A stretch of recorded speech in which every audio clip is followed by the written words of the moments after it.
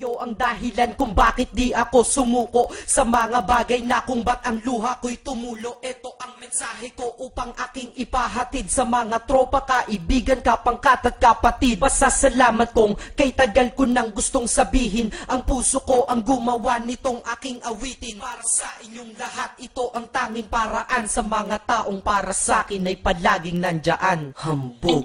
Kayo ang dahilan kung bakit di ako sumuko sa mga bagay na kung ba't ang luha ko'y tumulo. Ito ang mensahe ko upang aking ipahatid sa mga tropa, kaibigan, kapangkat at kapatid. Pasasalamat kong kay tagal ko nang gustong sabihin. Ang puso ko ang gumawa nitong aking awitin. Para sa inyong lahat, ito ang tanging paraan. Sa mga taong para sa akin ay palaging nandyan. Upang ako'y mabigyan ng kalakasan ng loob at manatili na nakatayo at di patataog na kahit na anumang pagsubok na nagdadatingan. Di ako takot pagkat alam kong may malalapitan. Pag ako ay mayroong problema na dinadala, akala ko ako'y nag-iisa, ngunit hindi pala. Alam nyo ba kung bakit?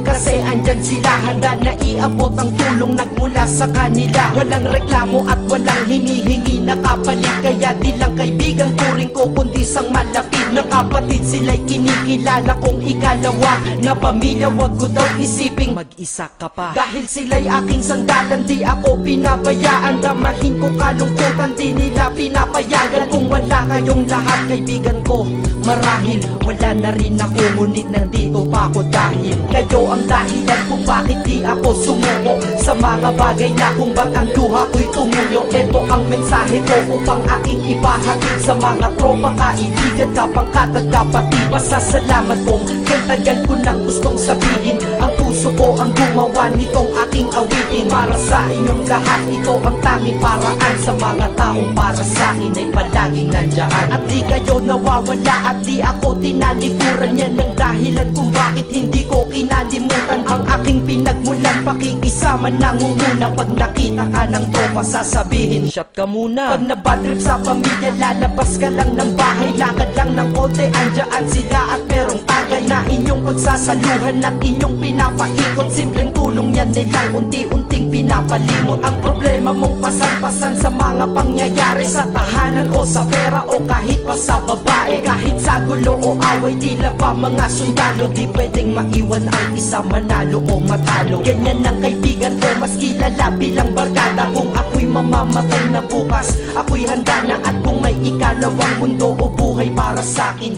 sana magiging tropa ko kayo pa rin. Kayo ang dahilan kung bakit di ako sumuko sa mga bagay na kung ba't ang luha ko'y tumulo. Ito ang mensahe ko upang aking ipahatid sa mga tropa, kaibigan, kapangkat at kapatid. Pasasalamat kong kay tagal ko nang gustong sabihin. Ang puso ko ang gumawa nitong aking awitin. Para sa inyong lahat, ito ang tanging paraan. Sa mga taong para sa akin ay palaging nandyan. Kaya ako'y kontento na dahil kayo'y naging parte ng buhay ko. Sa kabutihan nyo, paano ko gagante? Magtatawagan ng mga tropa, kita-kita lang sa kanto. Pagkatapos didiskarte ng pitselyosi at baso. Papaikot ang sombrero para mag-ambag ang tropa. Kahit 20 pwede na, basta lamang makatoma.